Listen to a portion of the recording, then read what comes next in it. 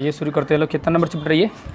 6 number, chapter number 6, शहरीकरण एवं शहरी जीवन। ठीक है, तो सबसे पहले बताइए शहरीकरण मतलब होता क्या है? शहरीकरण मतलब क्या समझ आ रहा है? शहरीकरण मतलब होता है कि धीरे धीरे गांव जो है ना शहरों में कन्वर्ट होते गया। आप शहर में कैसे बदलेगा? डेवलपमेंट वहाँ पे होना शुरू हो जाएगा।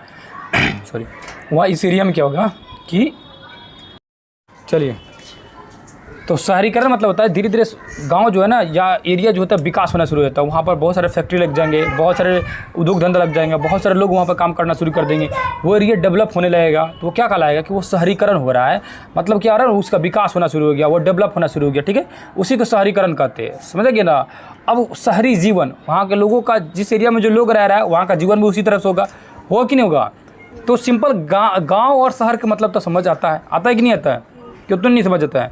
और गांव और शहर के बीच में काफ़ी भिन्नताएं होती है, ये दूसरा ही लाइन लिखा हुआ है। और ऊपर में लिखा है शहरीकरण का अर्थ होता है गांव और शहर के कस्बे के रूप में विकसित होने की प्रक्रिया, मतलब विकसित वही डेवलप होने की प्रक्रिया। और उसका दूसरा लाइन लिखा है गांव और शहर के बीच में काफ़ी भिन्नताएं हैं। मतलब आप लोग को समझिए कि गाँव और शहर में अंतर है कि नहीं अंतर? बताइए लोग, बहुत अंतर है कि नहीं? गांव हर मामले में पीछे है शहरों से देखा जाएगा तो, है कि नहीं? बहुत सारे मामलों में पीछे और बहुत सारे मामलों में आगे भी है ना। जैसे कि वहाँ साफ़ सुथरा माहौल मिलेगा गांव में, इन्वायरमेंट यानी वातावरण शुद्ध मिलेगा, है कि नहीं है?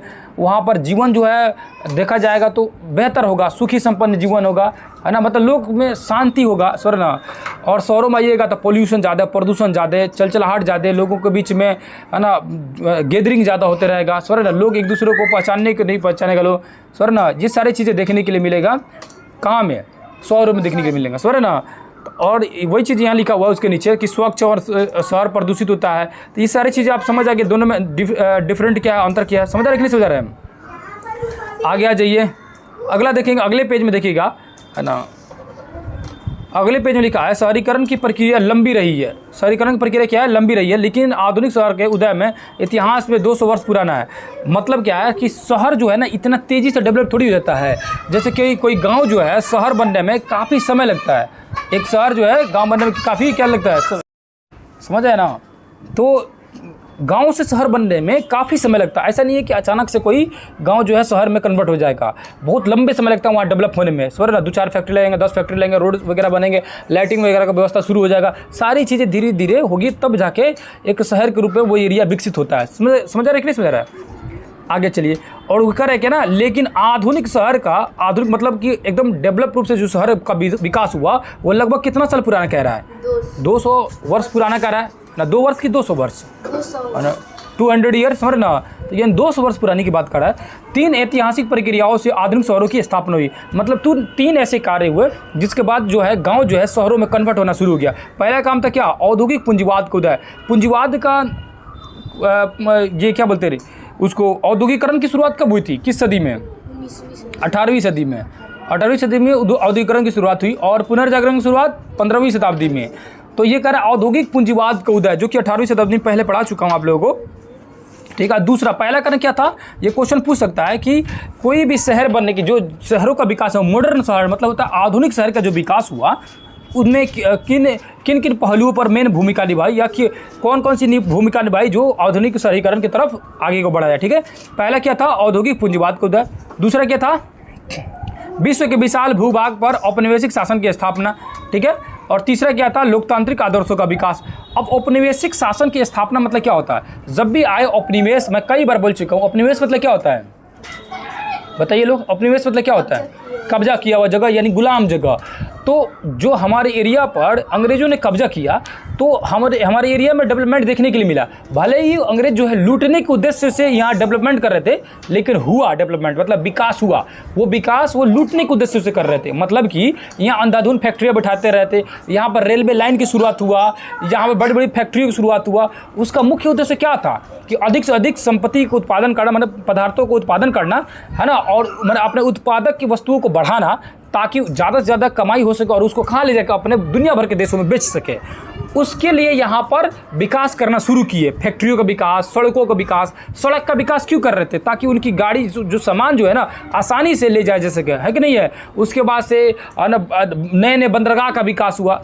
देखो अंग्रेज जब भारत पे कब्जा किए, भारत को अपना उपनिवेश बनाए यानी अपना गुलाम बनाए, तो बहुत सारे विकास के कार्य किए, लेकिन उनकी मंशा भले ही लूटने के उद्देश्य से थी, लेकिन विकास तो हो रहा था, उनके हिसाब से विकास हो रहा था। आम जनता भारतीय के लिए वो चीज़ें एक तरह से समझो कि विकास हो रहा है, लेकिन उसके रहने के लायक नहीं था वातावरण पर्यावरण, क्योंकि यहाँ पर गुलाम बना के रखा जा रहा था, समझ ना। तीसरा क्या है? लोकतांत्रिक आदर्शों का विकास।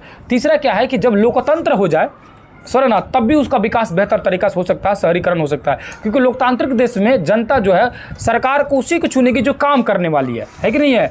उसे क्या कर रहा है कि काम को आप देखने के लिए मिलेगा, है कि नहीं, दिखने के लिए मिलेगा कि नहीं मिलेगा। आगे आ जाइए, आगे क्या लिखा हुआ आगे समझिए। इस तरह ग्रामीण और सामंती व्यवस्था से हटकर एक प्रगतिशील शहरों की व्यवस्था की ओर बढ़ने की प्रवृत्ति है ना। अतः नगरवाद जनसमूह में एक बड़े भाग की जीवन पद्धति के रूप में है ना आधुनिक घटना है। नगर माने क्या होता है? नगर मतलब क्या होता है बताइए?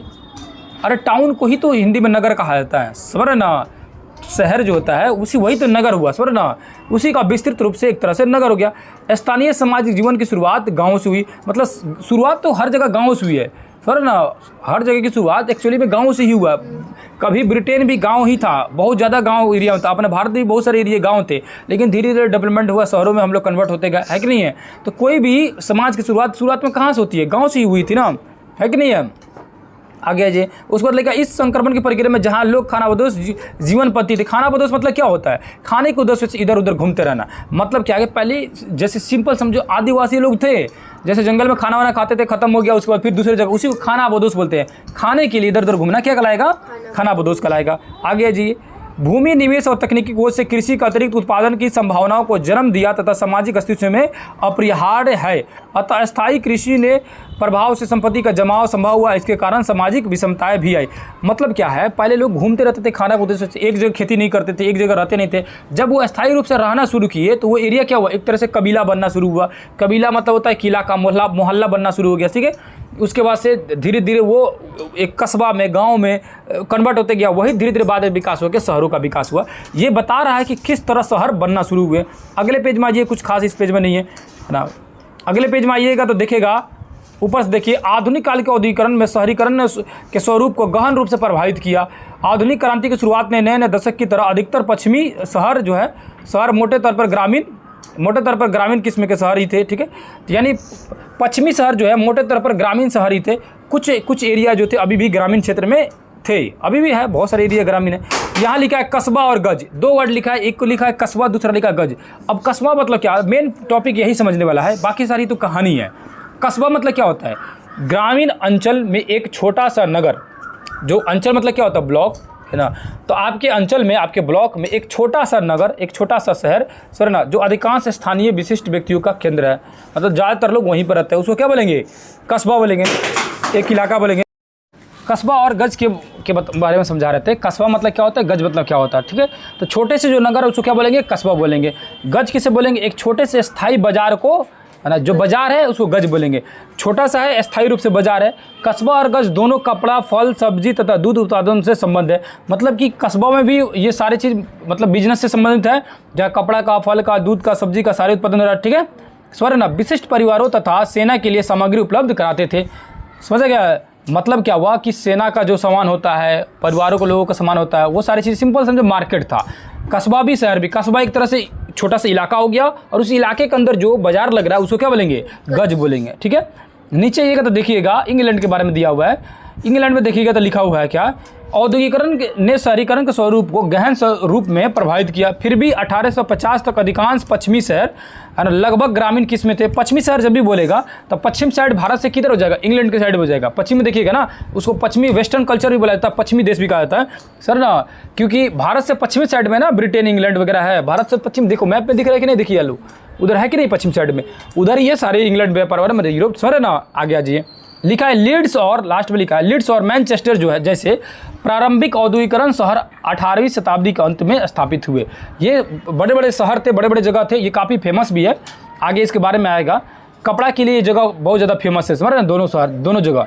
1851 ईस्वी में मैनचेस्टर में रहने वाले 3/4 से अधिक के लोग ग्रामीण इलाके के प्रवासी मजदूर थे, ठीक है। तो 1851 में देखिए इस जगह की हालत कितनी ख़राब है, और आगे जाने वाले समय में देखिए कितना तेज़ी से ये डेवलप करेगा। 1750 ईस्वी में इंग्लैंड और वेल्स का हर 9 में से एक आदमी क्या था, लंदन में रहता था।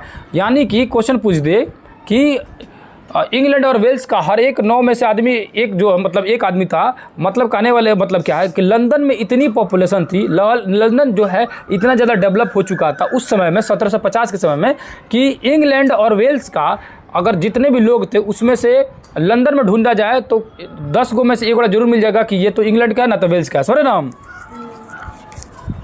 इंग्लैंड और वेल्स का हर 9 में से एक आदमी कहाँ था, लंदन में रहता था।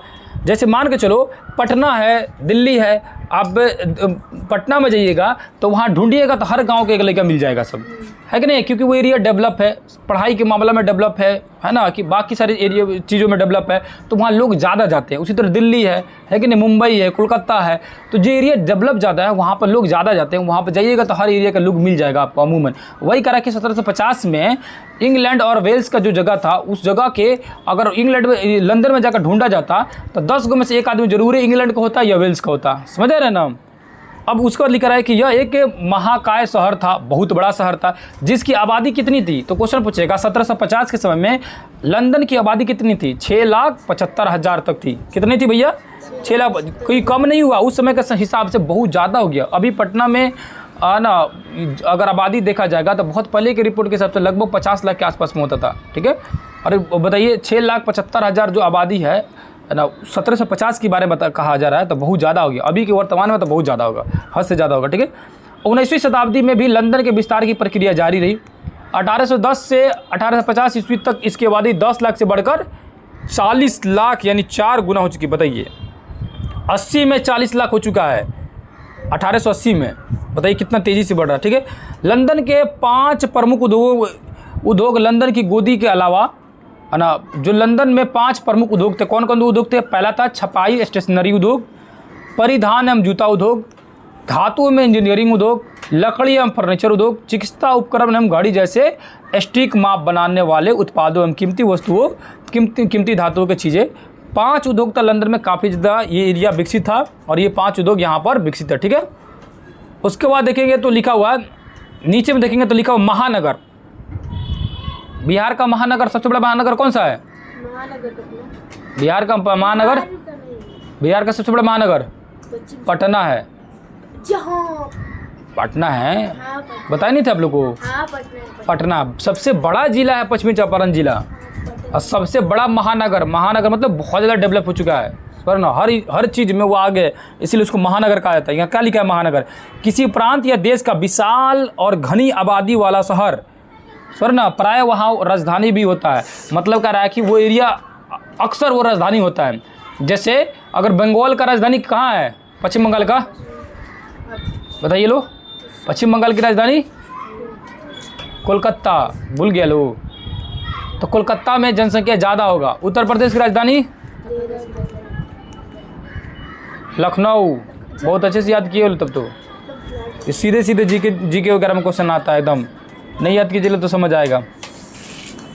लंदन का फैलाव 4 अलग दौरों में लंदन की आबादी का ये दृश्य बताया है, ये फोटो बता रहा है कि देखिए कैसे कैसे डेवलप हो रहा है। देखिए 74-84 में देखिए लो, छोटा सा था एरिया तंजु का, जो बैगनी कलर का या रेड कलर का आप लोग को दिख रहा हुआ। अब 62 में देखिए तंजु ज़्यादा लोग बढ़ गया, 14 में देखिए, और 1980 में देखिए कितना तेज़ी से लोग वहाँ बढ़ते गया, लोग दिख रहा है ना। आगे जी अगले पेज में आइए तो ये लिखा है ना टेनेमेंट्स, क्या लिखा भैया, टेनेमेंट्स लिखा हुआ है।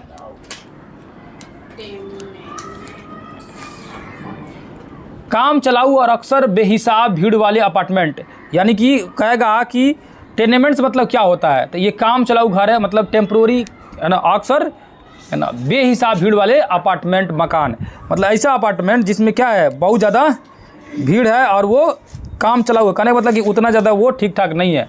ऐसा मकान बड़े शहर के करीब गरीब इलाके में पाए जाते थे। मतलब गरीब इलाका का ऐसा एरिया जो कि काम चलाऊ है, समझ ना, और ढेर तो काम चलाऊ है, गरीब इलाका, तो जाहिर सी बात है कि ढेर लोग उसमें जेबे करेगा, सस्ता होगा, है कि नहीं है, रहने के लिए।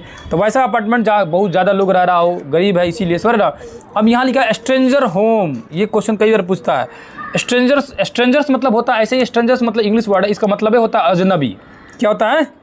अजनबी। स्ट्रेंजर्स मतलब क्या होता है? अजनबी होता है। तो स्ट्रेंजर्स होम मतलब क्या? अजनबियों का घर। मतलब क्या है? जैसे हम लोग कहीं घूमने जाते हैं लोग, तो कहीं कहीं ठहरने के लिए होटल में आदमी रुकता है, सिंपल समझिए कि होटल है ठहरने वाला। स्ट्रेंजर्स होम मतलब अजनबियों को ठहरने वाला घर, ठीक है। आगे जाइए, लिखा हुआ है लंदन अगर एक के और मिनीसिया और धनी लोगों का शहर था, तो दूसरा यह भी सत्य था कि यहाँ केवल कुछ व्यक्तियों को ही प्राप्त थे, मतलब धन सबके पास नहीं था। आर्थिक विशेषाधिकार प्राप्त अल्पसंख्यक वर्ग भी थे जो कि पूर्ण रूपेण उन्मुक्त तथा संतुष्ट जीवन ही जी सकते थे। चूँकि अधिकतर व्यक्तियों के शहरों में रहते थे, बाध्यताओं भी ही सीमित थी, उनके सापेक्षिक स्वतंत्रता प्राप्त नहीं थी। शहरों का जीवन परस्पर विरोधी और छवियों अनुभव जन्म दे रहा था। अगर संपन्न थी तो दूसरी तरफ गरीबी और एक तरफ बाह्य चमक दमन थी, स्वर्ण दूसरी ओर धूल और अंधकार की एक और अक्सर अवसर थे, तो दूसरी ओर निराशा था। मतलब कि सारे एरिया पूरी तरह से डेवलप नहीं थी। ये चीज़ें उतना कोई खास नहीं है पढ़ने के लिए। यहाँ देखिए 1870 के दशक में लंदन में कम से कम 20,000 अपराधी रहते थे। बता दीजिए, क्वेश्चन पूछेगा 1870 के समय में लंदन में लगभग कितने हज़ार अपराधी रहते थे? 20,000 अपराधी थे। हेनरी, उसके बाद लिखा है हेनरी मेयू के अनुसार ऐसी सूची बनी जहाँ लोग अपराधों से ही अपनी आजीविका चलाते थे। बताइए, 1861 की जनगणना ने घरेलू नौकरों की संख्या में अत्यधिक वृद्धि होने की जानकारी प्रदान की। क्वेश्चन पूछेगा किस जनगणना ने लंदन में या इंग्लैंड में, है ना, घरेलू नौकरों की संख्या में वृद्धि को दर्शाया? कौन सी जनगणना हुआ था? 1861 की जनगणना, ठीक है, प्रदान की, जिनमें महिलाओं की संख्या क्या थी? महिलाओं की संख्या अधिक थी। यानी कि महिलाओं की संख्या किस जनगणना में अधिक थी? 1861। घरेलू नौकर के रूप में काम करने वाली महिलाओं की बात कर रहा है, समझे ना। बाल मजदूरी की संख्या में क्या थी? वृद्धि हुई थी। बच्चा जो काम करता है, यानी महिला काम करने में और बाल छोटे छोटे बच्चे को काम करने में, इस संख्या में वृद्धि हो गई थी 1861 में, ठीक है। 1870 में अनिवार्य शिक्षा कानून और 1902 ईस्वी में फैक्ट्री कानून के बाद बच्चों को काम करने मतलब बाहर रखने की व्यवस्था की गई। याद रखिएगा, कहेगा कि अनिवार्य प्राथमिक शिक्षा कानून कब लाया गया? 1870 में। बोलेगा फैक्ट्री कानून कब लाया गया? 1900। दोनों कानून का तहत क्या किया गया? बच्चों को औद्योगिक कामों से बाहर रखने के लिए कहा, मतलब औद्योगिक काम में ये लोग नहीं रहेंगे, ठीक है। तो किस जनगणना में पता चला कि बच्चे जो है उद्योग धंधा में खूब जुड़े हुए हैं और महिलाएं जो है घरेलू काम में लगी हुई हैं? 1861 की जनगणना के हिसाब से पता चला। तो उसके बाद से 1870 में 9 साल बाद एक नियम बनाया गया कि भाई साहब बच्चे जो है पढ़ेंगे, तो उसके लिए अनिवार्य प्राथमिक शिक्षा कानून लाया गया। और 1902 में बनाया गया फैक्ट्री कानून, जिसके तहत उनको छोटे छोटे बच्चों को फैक्ट्री में जाने पर रोक लगा दिया गया, ठीक है। और ये लोग छोटे छोटे बच्चे काम क्यों करते थे? क्योंकि उनकी माली हालत ख़राब थी, है कि नहीं है, समझ रहे ना। उनकी आर्थिक स्थिति खराब थी, मजबूर थे करने के लिए। आगे आ जाइए, लंदन की भारी, अगले पेज में लिखा है लंदन की भारी भीड़ बस्तियों में कम करने, खुले स्थानों में हरा भरा बनने, आबादी कम करने और शहरों को योजना अनुसार बसाने की कोशिश की। लंदन का गिर्द हरित पट्टी विकसित करके देहात तथा शहर की दूरी को कम करने के लिए उपाय किए गए। इस अवधारणा को वास्तुकार योजनाकार एवेनेजर हावर्ड ने गार्डन सिटी यानी बगीचों का शहर कहा। तो मतलब बगीचों का शहर जो कह रहा है, इसका मतलब क्या हुआ? जो लंदन में भयानक भीड़ बढ़ गया था ना, उसको थोड़ा कम किया जाए, है कि नहीं, उसको थोड़ा सा बढ़िया से हरा भरा सुंदर बनाया जाए, ताकि क्या हो, थोड़ा सा खूबसूरत दिखे। और साथ ही साथ में क्या दिखे, ये जो घनी आबादी हो गई है थोड़ा कम हो जाए।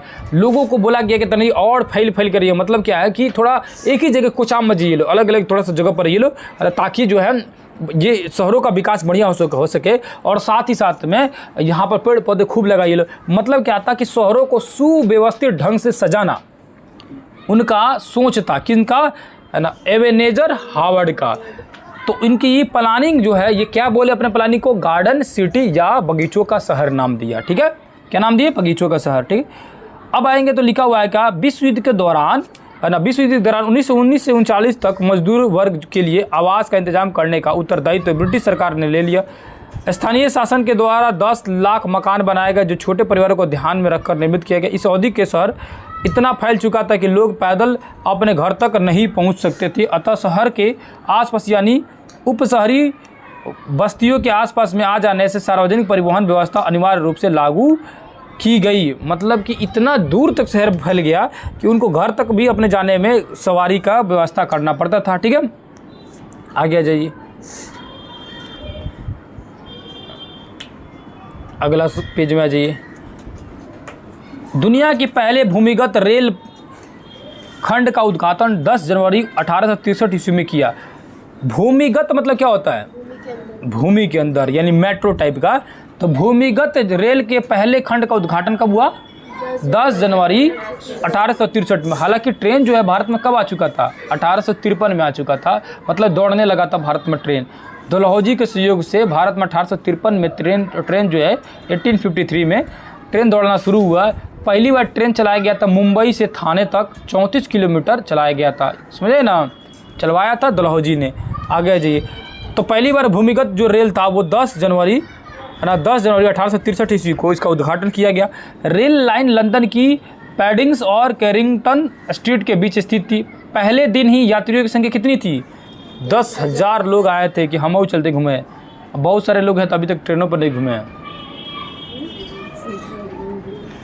बताइए, आप पहली बार 1863 में ट्रेन बना, 10,000 लोग ट्रेन पर चला गया लो। ठीक है, जिसे उसके बाद से सालाना जो है लोग कितना घूमने लगे, 4 करोड़ लोग यात्रा करते थे। ठीक है, 1880 तक भूमिगत रेल नेटवर्क का विस्तार हो चुका था, जिसमें सालान लिखा है तो लिखना चाहिए सालाना 4 करोड़ लोग यात्रा करते थे। ठीक है, उसके बाद लिखा हुआ है कि चार्ल्स डिकेंस ने 1848 में लिखा कि भूमिगत रेल के कारण मकान गिर गया है, सड़कें बंद हो गई। मतलब ट्रेनवा चलता था ना तो वाइब्रेट होता है कि नहीं होता? देखना स्टेशन के पास में जिनका घर होगा ना, उनका घर देखना मतलब वाइब्रेट होता है, बहुत ज़्यादा हिलता है। मालूम है आप लोगों को? स्टेशन के पास घर रहता तब ना मालूम रहता आपको? है, घर हिलता है, महसूस होता है ना कि हिल रहा है, वाइब्रेट होता है। वहाँ एरिया में घर मजबूत बनाना पड़ता है, नहीं तो मान के चलिए कि कोई दिन भर में 50 को ट्रेन जा रहा है और वो हाई स्पीड वाला ट्रेन जा रहा है तो पूरा धरती हिला देगा। तो वो अब देखिए उस समय बना था तो उस समय लोगों को उतना अवेयरनेस था नहीं। अवेयरनेस क्या, घर पहले से बना होता, रेलवे लाइन तो बाद में बिछाया गया, तो अनाधुन क्या हुआ, घर गिरना शुरू हो गया। ठीक है, तो चार्ल्स डिकेंस क्या करें, लिखते हैं क्या भैया, जो रेलवे लाइन बना हुआ है उसके कारण क्या हो रहा है, घरें जो है गिर रही है, गरीबों की बड़ी संख्या में घर उजाड़ा जा रहा है। अचड़ने और बावजूद भूमिगत रेलवे की सफल हुई 20वीं शताब्दी में। उसके बाद देखिए, अब ये रेलवे लाइन को बिछाने के लिए ना घर को गिराया गया, सर ना, घर को क्या किया गया, गिराया गया। एक्चुअली में क्या हुआ, ये जो बोल रहा हूँ कि घर जो गिरता है वो गिरा नहीं, वो क्या किया गया, गिराया गया। क्या के लिए? रेलवे लाइन बिछाने के लिए। लेकिन वाकई में गिर भी जाता है। रेलवे के बगल में जो घर होता है पहले के हिसाब से, अगर अब तो मजबूत बन रहा है स्टेशन के पास में जितने भी बनते हैं, क्योंकि उसके वाइब्रेशन से हिलते रहता है, सर ना, हल्का फुल्का कंपन महसूस होते रहता है। लेकिन उस एरिया में रेलवे लाइन को बिछाने के लिए अंधाधुन क्या किया गया, घर को गिराए गए, तोड़े गए, हटाए गए, समझ रहे ना। क्योंकि सड़क थोड़ी है कि जैसे वैसे मुड़ दीजिएगा, सीधा स्ट्रेट इसको लाइन चाहिए, मोस्टली स्ट्रेट चाहिए, हल्का फुल्का मुड़ भी सकता है लेकिन एग्जैक्ट जस्टे पर तो ट्रेन नहीं मिल जाता। ऐसे थोड़ी है कि एकदम धड़ाक से मुड़ जाएगा ट्रेन, ऐसे तो नहीं है। मुड़बो करेगा तो हल्का सा कर्व होते होते धीरे धीरे मुड़ेगा, है कि नहीं है। आगे जी, तो उसके लिए जो उसके आगे जितने भी घर आते थे सब घर को तोड़ते गया लो बनाने के लिए। यहाँ देखेंगे तो इस चित्र में है ना, स्वायवरोधक गोल्डन ग्रीक स्टेशन के लंदन अंडरग्राउंड का विज्ञापन सन 1900 में आसपास में बिका। ये अंडरग्राउंड स्टेशन की बात कर रहे हैं, कहाँ की है ना, गोल्डर्स ग्रीन स्टेशन। कौन सा स्टेशन? तो क्वेश्चन पूछेगा, गोल्डस ग्रीन स्टेशन जो है, गोल्डस्ट ग्रीन स्टेशन कहाँ की है? लंदन की। किस तरह की स्टेशन है ये?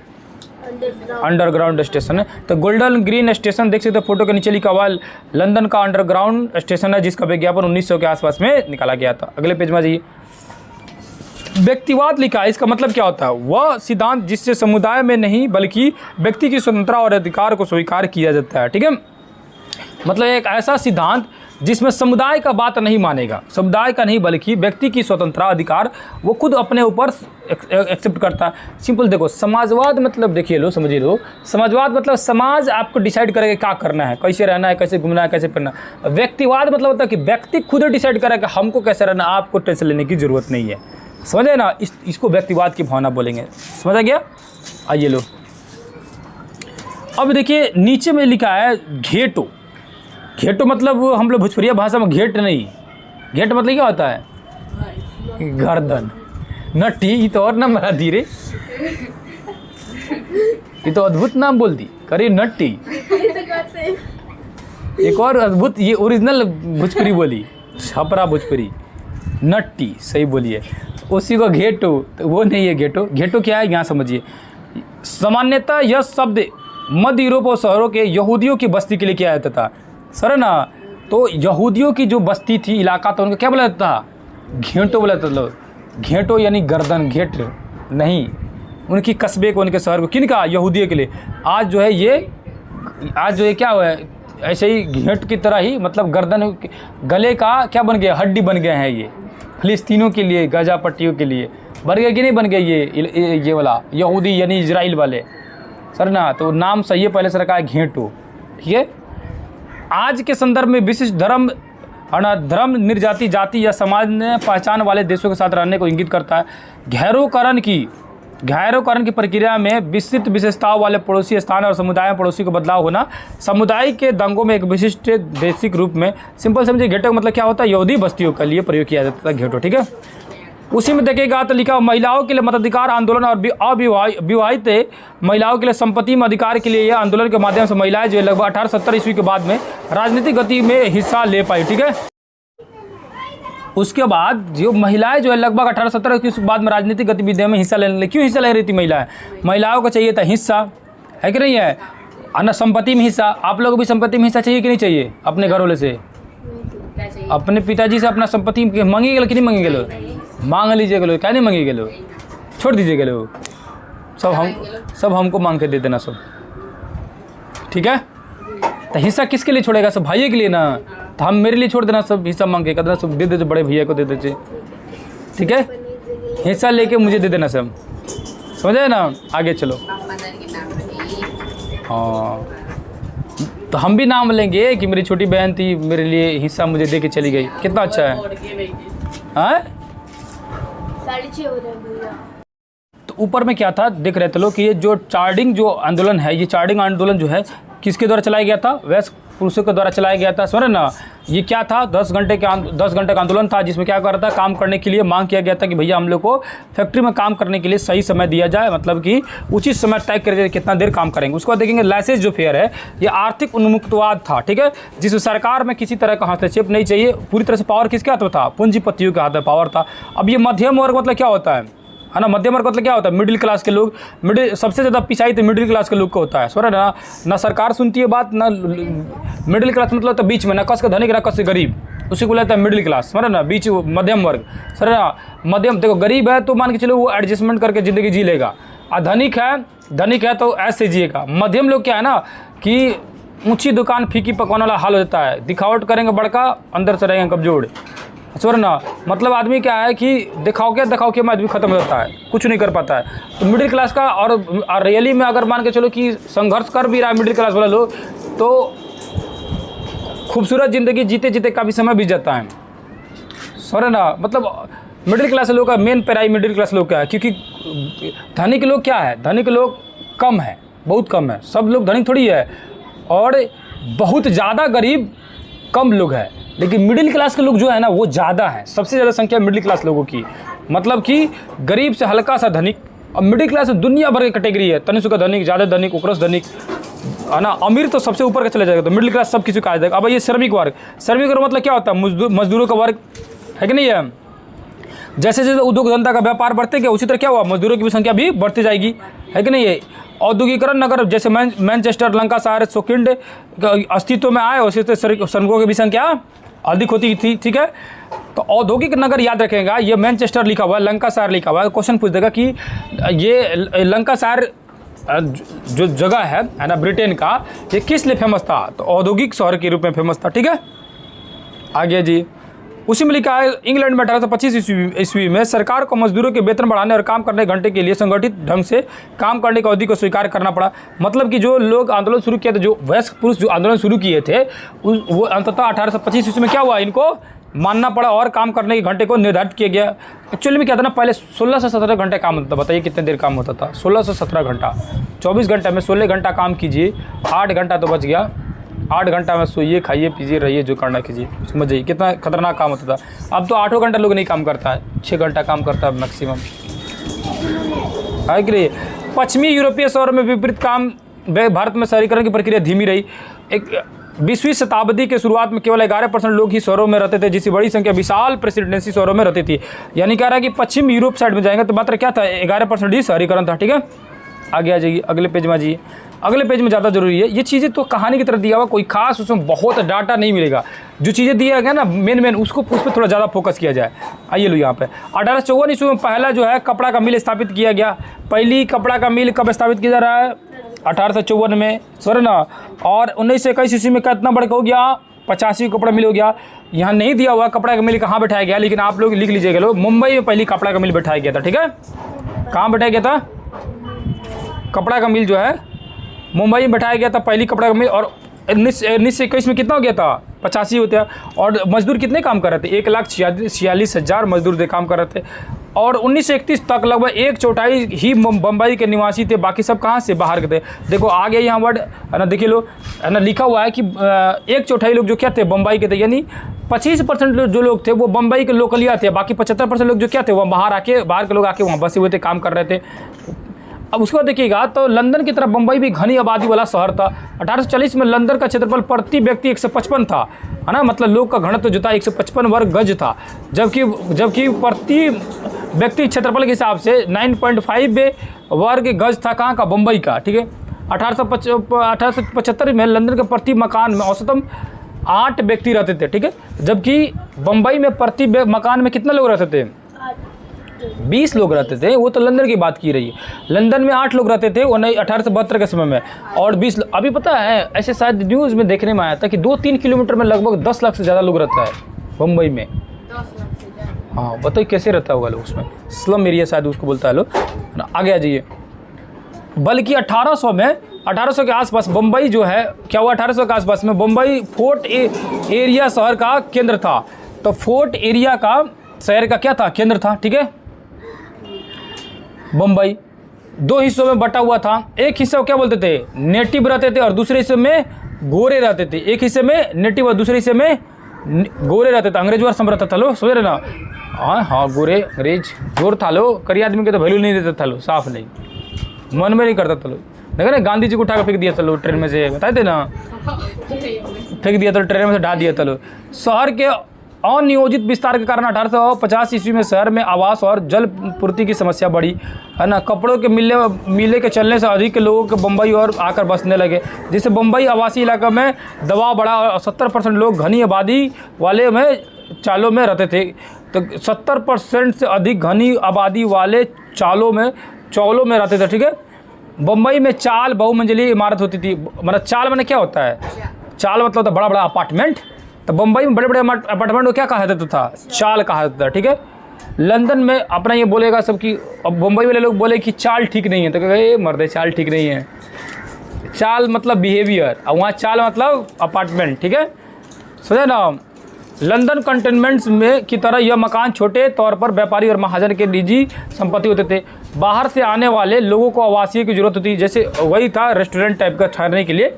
अब यहाँ ये लिखिए 1898 में सिटी ऑफ बॉम्बे, है ना, इम्प्रूवमेंट ट्रस्ट की स्थापना की गई। तो क्वेश्चन पूछेगा, बॉम्बे इम्प्रूवमेंट ट्रस्ट की स्थापना कब की गई थी, 1898 में की गई थी। और 1918 में बम्बई के मकानों के महंगे किराए की सीमित करने के लिए किराया कानून पारित किया गया। तो देखो असल में क्या था ना, जो मर्जी जितना मर्जी किराया लूटता था। तो 1918 में क्या हुआ कि किराया कितना होगा उसको क्या किया गया, फिक्स किया गया। तो 1918 में क्या किया गया, किराए को फिक्स किया गया कि कितना रेंट लगेगा आपका, समझ गए ना। उसको देखिए उसी में लिखा है 1784 में शुरू हुई थी। क्या शुरू हुई थी, बम्बई समस्या बढ़ती गई, दूर करने के लिए भूमि विकास परियोजना लागू की गई। इस दिशा में सबसे पहले परियोजना तो यानी भूमि विकास के बारे में सबसे पहले परियोजना जो था कब लाया गया था? 1784 ईस्वी में लाया गया था। 19वीं शताब्दी के मध्य में व्यावसायिक उद्देश्यों के लिए और अधिक जमीन की जरूरत महसूस हुई तो सरकार और निजी व्यक्तियों द्वारा नई योजना लाई गई। 1864 ईस्वी में मलाबार हिल में कोलबा के आखिरी छोर तक पश्चिमी तट पर विकसित करने का ठेका बैंक बेरिक्लेमेशन कंपनी को मिला। ठीक है, तो मलाबार हिल के पास में इनको विकसित करने के लिए ठेका मिलता है बेरिक्लेमेशन को। ठीक है, इस कंपनी को मिलता है। यहाँ देखेंगे भूमि विकास, दलदली अथवा डूबी हुई जमीन को रहने या खेती करने योग्य बनाना क्या कहलाता है? भूमि विकास बनाता है। जैसे कि नई मुंबई जो है, नवी मुंबई में एक मुंबई के ही बगल में नई मुंबई है, वो पहले पूरी तरह से दलदल वाला जमीन था, उसको भर उर के बनाया गया रहने योग्य। ठीक है, नीचे देखिएगा तो लिखा हुआ सफल एवं भूमि विकास योजनाओं को बॉम्बे पोर्ट ट्रस्ट के अंतर्गत शुरू की गई। ट्रस्ट ने 1914 से 18 के बीच में सूखी गोदी के निर्माण किया और उसकी खुदाई कर जो मिट्टी निकली उसका इस्तेमाल 22 एकड़ का ब्लाड एस्टेट बना दिया। ठीक है, बनाया डाला। ठीक है, इसके बाद मशहूर मरीन ड्राइव बनाया गया। ठीक है, मरीन ड्राइव मतलब समझ रहे हैं आप लोग? मरीन ड्राइव मतलब होता है कि समुद्र किनारे जो रोड होता है ना, उसी को मरीन ड्राइव। देखिए कितना खूबसूरत है, आप लोगों को पता नहीं, दिख भी नहीं रहा होगा अच्छे से। हाँ, हम दिखाएं, देखिए मरीन ड्राइव दिख रहा है, कितना खूबसूरत है। अगली पिकनिक में चला जाएगा मरीन ड्राइव में, आप लोगों को लेकर चलेंगे। ठीक है, मरीन ड्राइव बम्बई का एक प्रसिद्ध स्थान है। 20वीं शताब्दी में समुद्र के ज़मीन को विकसित करके बनाया गया था। समझना, तो ये क्या भैया? प्रसिद्ध स्थान है, मतलब फेमस जगह है घूमने के लिए। आ गया जी सिंगापुर शहर का विकास। क्या हो रहा है भैया? सिंगापुर शहर का विकास हो रहा है। सिंगापुर शहर का देखिएगा तो 1965 में सिंगापुर एक महत्वपूर्ण बंदरगाह तो था, लेकिन बाकी एशियाई जैसे शहरों के जैसा ही था। इस शहर का निर्माण श्वेत बस्तियों के हिसाब से ही बसाया गया था। सिंगापुर उस समय श्वेत के ही शासन में था, श्वेत मतलब अंग्रेजों के शासन में था। ठीक है, तो 1965 में क्या था? एक महत्वपूर्ण बंदरगाह था। ठीक है, उसके बाद देखेंगे नीचे में लिखा है 1965 में पीपुल्स एक्शन पार्टी के अध्यक्ष ली कुआन ये, तो पूछेगा पीपुल्स पार्टी के अध्यक्ष कौन थे? पीपुल्स एक्शन पार्टी का अध्यक्ष 1965 में ली कुआन येन के नेतृत्व में सिंगापुर क्या मिली? आज़ादी मिली। तो सिंगापुर आज़ाद कब हुआ बताइए लोग? 1965। हम लोग का बाद आज़ाद हुआ है। ठीक है, समझे ना, लेकिन हम लोग से बहुत आगे निकल चुका। सरकार के द्वारा लगभग 86% जनता को अच्छे मकान दिए गए। ठीक है, अभी आज़ाद हुआ तो दुनिया भर का काम किया। आ गया जी, अगले पेज में देखते हैं। अब देखेंगे तो 1860 ईस्वी में पेरिस के प्रत्येक 5 कामकाजी लोगों में से एक निर्माण कार्यों में लगाया गया। पुनर्निर्माण अभियान में पेरिस के बीच रहने वाले 3,50,000 लोगों को उजाड़ दिया गया। ठीक है, अब ये पाटलिपुत्र शहर के अपना स्थापना कैसे हुआ? और ये जो पाटलिपुत्र शहर है ना, ये चीज़ें दी गई ना एनसीईआरटी के जो बुक होता है ना, उसमें नहीं मिलता यही चीज़ें। ये बिहार बोर्ड का बुक है, तो बिहार बोर्ड के बुक में बिहार के बारे में चीज़ें मिलेगी सर, इसीलिए ये खास हो जाता है पढ़ने के लिए। पाटलिपुत्रा यानी पटना। ठीक है, पाटलिपुत्रा, अब तो पाटलिपुत्रा शहर बगल में हो गया, पटना में ही है। ठीक है ना, तो पाटलिपुत्रा। ठीक है, उसके बाद हमारे राज्य पटना नगर का विकास शहरीकरण की प्रक्रिया महत्वपूर्ण उदाहरण प्रस्तुत किया। प्राचीन काल में पाटलिपुत्र नाम से क्या था? ये विख्यात एक महानगर था। ठीक है, जिसकी तुलना विश्व की समकालीन सुसमृद्ध नगरों में की जाती थी। इसकी स्थापना 6ठी शताब्दी ईसा पूर्व में मगध के शासक अजातशत्रु द्वारा सैनिक शिविर के रूप में किया गया था। मतलब क्या है? पाटलिपुत्रा शहर की स्थापना अजातशत्रु ने सैनिक शिविर के रूप में किया था। मतलब सैनिक शिविर मतलब होता है सैनिक छावनी के रूप में, सैनिकों के लिए वो अड्डा बनाया गया था। समझे ना? कालांतर मतलब होता है कि बाद में ये मगध की राजधानी हुई। लेकिन क्वेश्चन पूछेगा पाटलिपुत्र की स्थापना किसने किया था? अजातशत्रु का बेटा जो है उदयन, उन्होंने किया था। एक शहर के रूप में उनका स्थापना किया था। लेकिन अजातशत्रु जो है उसको किस रूप में स्थापना किए थे? सैनिक छावनी के रूप में स्थापना किए थे। दोनों बात में आप लोग याद रखिएगा। ठीक है, बाद में ये क्या हुआ? मगध का राजधानी बना। मगध जो है क्या था? राज्य था पुराने जमाने में। 16 महाजनपद पढ़ा है ना इतिहास में, तो 16 महाजनपद में सबसे बड़ा महाजनपद मगध महाजनपद था। ठीक है, प्राचीन इतिहास का ये हिस्सा 6 क्लास का है। समझे ना? अब उसी में देखिएगा तो इस पूरे लाइन को पढ़ना जरूरी है, आप लोग देखते चलिए।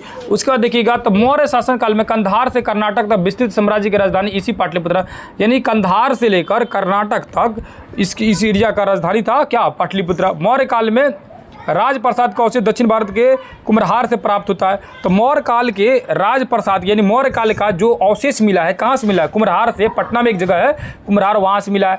नगर की आबादी उस समय कितना थी? 4 लाख थी। तो मौर्य काल के समय में पाटलिपुत्र यानी पटना की आबादी कितनी थी? 4 लाख थी। उसके बाद अनेक महत्वपूर्ण विस्तृत चर्चा मेगास्थनीज की रचना इंडिका में उपलब्ध है। तो यहाँ से क्वेश्चन बन गया कि इंडिका की रचना किसने किया था?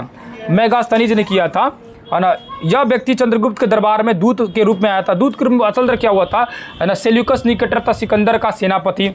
और सेनापति सिकंदर जब भाग गए यहाँ से कि ना लड़ते हुए इंडिया से, तो सेल्यूकस निकेटर नहीं भागा, वो लड़ने के लिए जीत पड़ गया कि हम लड़ेंगे। चंद्रगुप्त मौर्य से लड़ना शुरू कर दिया। असल सेल्यूकस निकेटर के पास विशाल सेना थी उसके पास भी, फिर भी वो हारने लगा। जब हारने लगा ना तो क्या किया, दिमाग लगाया। उसकी एक बेटी थी, जब सोचा कि हमको अब चंद्रगुप्त मौर्य मार देगा तो अपने बेटी को सामने खड़ा करा दिया, प्रपोजल दे दिया। चंद्रगुप्त मौर्य से बोला कि हमारे बेटे से ब्याह करोगे? अब चंद्रगुप्त मौर्य कहा कि ले भाई, फोटो भिजवाया तो देखा तो इतना सुंदर आदमी, इतनी सुंदर औरत, कहा कि मारपीट में क्या रखा है, छोड़िए मारपीट का, पहले ना बताना चाहिए इतना मारपीट करा रहे हैं, शादी कीजिए, लो हटाइए। संबंध जुड़ गया, शादी ब्याह का, है ना, रिश्ता नाता जुड़ गया।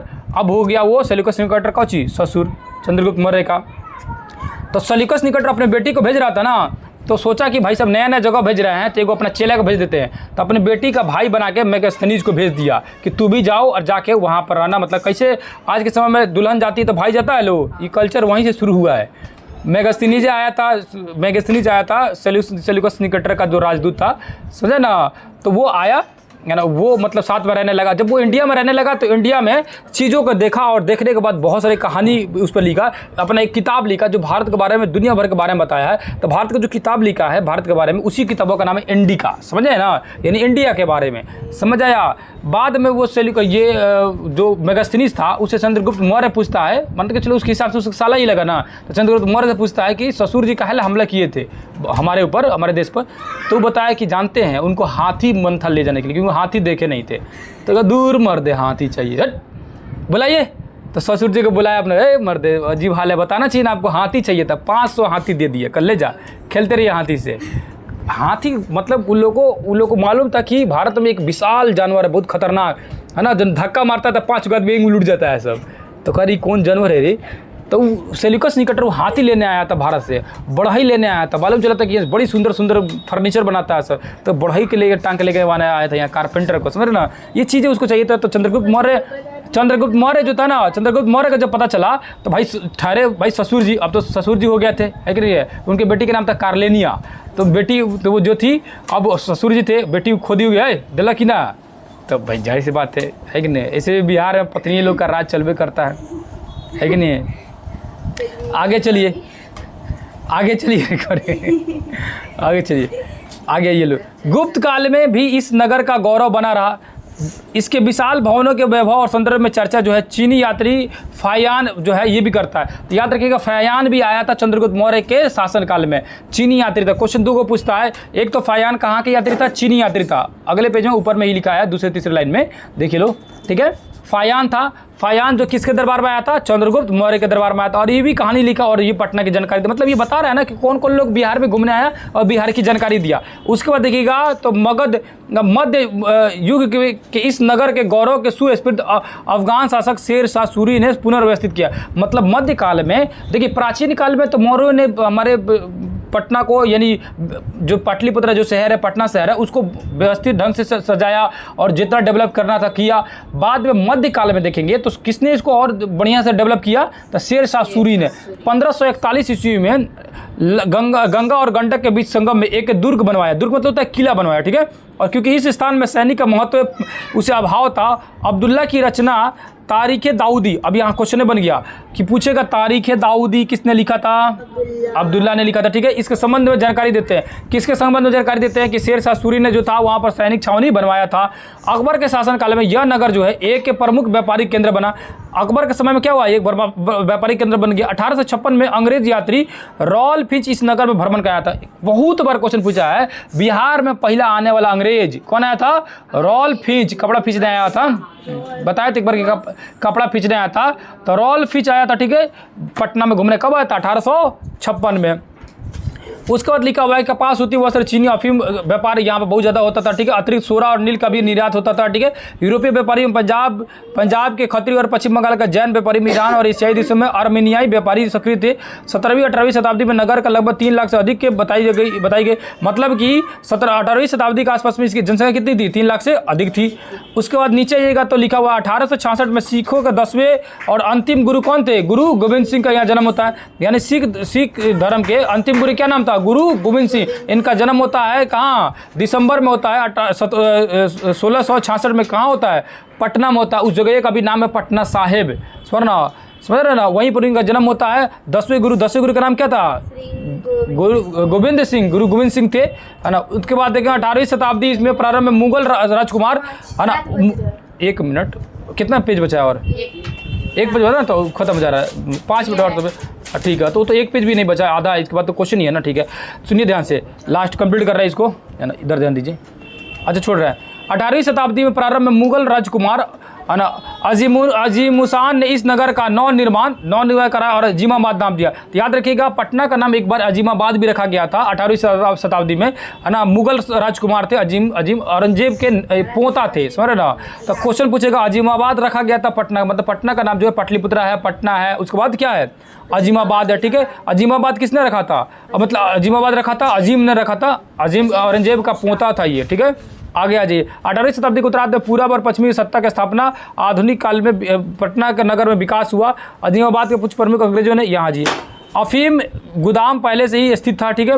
यहाँ लगभग 5 मील की दूरी का अनाज भंडारण के लिए गोदाम का निर्माण 1786 ईस्वी में, है ना, 1786 में किया गया, जो आज गोल घर में है, ठीक है। यानी अनाज को रखने के लिए गोदाम बनाया गया। उसका कब बनाया गया? 1786 में, जो कि आज किस रूप में व्यवस्थित है?